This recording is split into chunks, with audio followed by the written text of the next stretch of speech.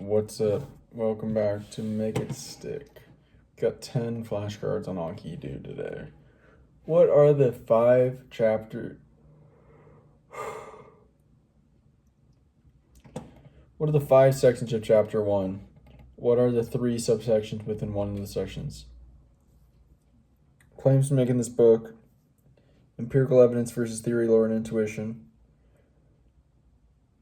People misunderstand learning. Early evidence. Illusions of knowing. Knowledge, not sufficient but necessary. Learning, dipstick versus... Testing dipstick versus learning tool to take away. Finally, we got that right. Let's go. What are the 3 aspects of intelligence according to Sternberg? Creative intelligence, analytical intelligence, practical intelligence. What is structure building? Structure building, in essence, is like boiling down a subject or information. Boiling down information into its key points or patterns and connecting those, finding the meaning, the connections between those main points or patterns. All right, nice. What are the 2 systems of knowing according to Kahneman? System 1 and System 2. System 1 is fast, intuitive, susceptible to biases, automatic system. 2 is like the controlled system, much more reasoning, deliberative, logical, can train. System 1, methodical, controlled, slower, good. Successful intelligence is kind of like this idea that the environment in which we develop in shapes which intelligences and which knowledge we form based on what's rewarded and what essentially leads to success in that environment, aka survival, reproduction, and other things, but boils down to that. Successful intelligence is the idea that our environment influences us to develop certain intelligence skills such knowledge in order to be successful or rewarded or survive in one's environment. What is the main point of chapter 6? Get beyond learning styles in one sentence. Essentially the myth of chapter 6 is about the myth of a traditional view of learning styles, as well as 6 cognitive/learning differences that actually do matter. What are the 6 learning differences that matter that were discussed in chapter 6, Get Beyond Learning Styles? The degree to which you take responsibility for your own learning, your degree of structure building, your degree of rule learning, reading and language skills/fluency, intelligence, and beliefs about yourself and beliefs about abilities. What are the 7 tools/habits for calibrating your judgment? Whoa, peer instruction is one of them. We're actually using that in my computer science course. That's the instructional pedagogy. Calibrating your judgment. Retrieval/testing, peer instruction, peer feedback slash what's another form of feedback? Just feedback, peer feedback, instructional feedback, constructive feedback. I don't know, something about that. Peer feedback and something else.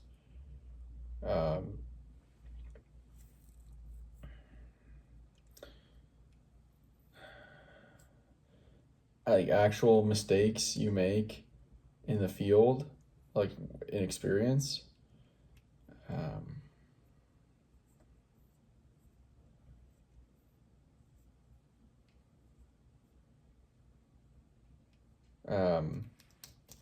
Mentorship/groups or apprenticeship/groups, very similar things. I don't know what the rest are. Testing/retrieval, peer instruction, paying attention to what cues you're using to judge how well you're learning. That's what we missed. Peer feedback / corrective feedback. Okay. Apprenticeship / teams. Simulations and then mistakes in the field or real experience. So simulations, and pay attention to what cues you're using to judge whether you're learning or not. That's what we missed. Dynamic testing is essentially the practice of testing, identifying weaknesses from testing, like attempting to learn and improve upon those weaknesses and then testing again. Rule learning is essentially in problem solving, it's like learning the underlying algorithm, the underlying general algorithm, the underlying principles of solving that particular problem, not just memorizing examples. That's example learning. All right. Okay, that's all for today on Anki. What did we learn yesterday?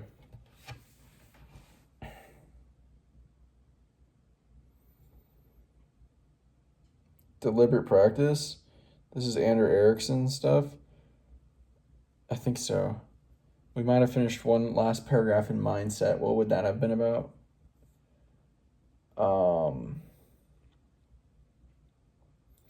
Success is a lot less about intelligence and a lot more about. Oh no, it was more about, curiosity, persistence, grit, strategy. But yeah, the last kind of main point was growth mindset is like a amplifier. It's like a supercharger for effective study techniques. It's like the multiplicative thing that you may be missing is you might know what to do, but with the growth mindset, it just supercharges the learning techniques such as retrieval, spaced practice, interleave practice, varied practice, generative learning, elaboration, reflection. Other things such as pure instruction, whatever else you want to call it, throw in there as well. That's really just elaboration and retrieval though. Okay.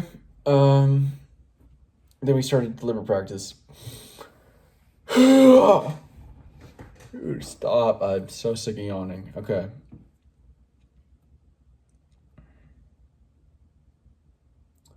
Anders Erickson, research into expertise and how it's much less about genetics and much more about hundreds of thousands of hours, really thousands of hours of deliberate practice, which is a specific type of practice that is focused, high focus. It is goal oriented. You're trying to reach a goal and you're trying to constantly improve upon your current skills. That's deliberate practice. Sometimes or often you'll have a teacher that is interleaved in there to help you guide you to what to focus on, but a lot of it is thousands of hours spent in solitude, focusing on trying to get better and reach the goal.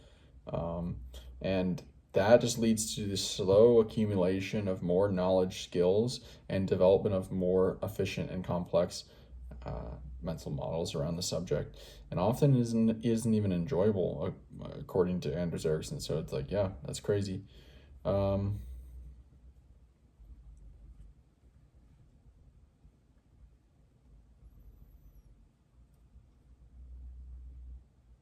that's what deliberate practice is. That's not basically it, though. We just described what deliberate practice is. We described that it leads to expertise after lots of deliberate practice. The average amount of time spent practicing that specific skill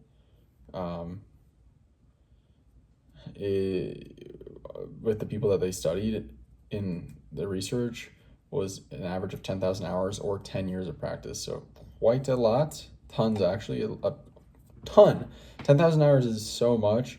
Like, imagine you can only realistically output 6 hours of high cognitive effort deliberate practice per day.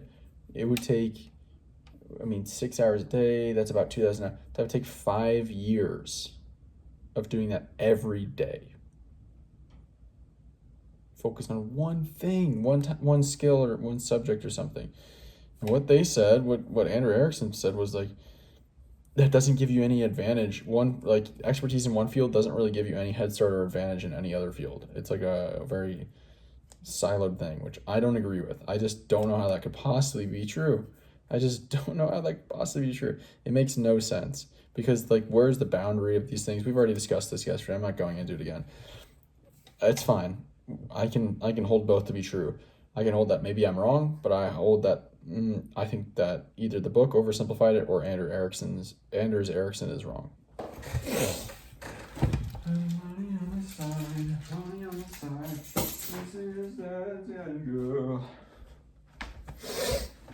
All right. Expert performance. Here we go. What are we missing? Quantity and quality practice, not so much about natural abilities. All right.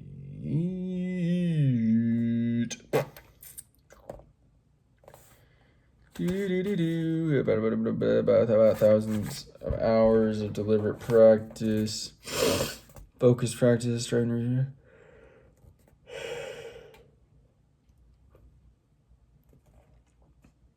Oh, that was it. We finished the section. Next section is on mnemonics, which are memory devices. First one we've touched on is acronyms. All right, I'm going to jump back in and I will be back at the end to recall what I learned today. All right, today we learned about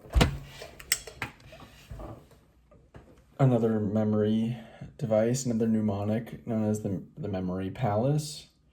And also similarly, there was another version of it that was much older, okay, so memory palace is essentially a mnemonic where you imagine a very familiar space and you basically place different things in your mental imagery to help you remind yourself of it. So the example is where you your chair is your lounge chair. You imagine a yogi meditating to remind you to renew your yoga lesson. So it's like a memory palace. It's a mnemonic to help you memorize basically large lists of things, but rather than just memorizing the words in the list, you use mental imagery to remember them and to cue the memories.